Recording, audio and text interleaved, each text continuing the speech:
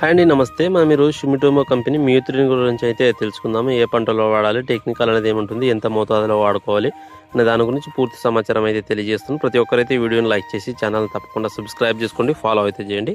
So షుమిటోమో మ్యూత్రిన్లో మనకు ఫెన్ప్రో పత్రిన్ అనే technical 30% EC రూపంలో అయితే ఉండడం జరుగుతుందండి.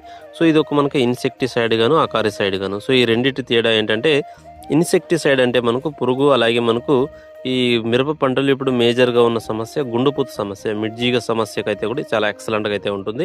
సో అకారిసైడ్ అంటే మనకు ఈ మిరప పంటలో వచ్చు నల్లి సమస్య, ఎర్ర నల్లి, పసుపు నల్లి సమస్యకు కూడా ఇది మనకు కంట్రోల్ అయ్యే విధంగా పనిచేయడం జరుగుతుందండి. సో మ్యూత్రిన్ వచ్చి మనం ఒక ఎకరానికి 250 నుంచి 300 ml వరకు ఒక ఎకరానికి డోస్ వాడుకుంటే మీకు మంచి ఫలితం అయితే ఉంటుంది. మిరప పంటలు ఇప్పుడు మేజర్గా గుండుపూత సమస్య అనేది ఎక్కువగా ఉంది.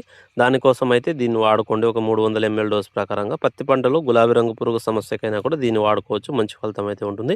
వీడియోని చూస్తున్న వాళ్ళు లైక్ చేసి ఛానల్ సబ్స్క్రైబ్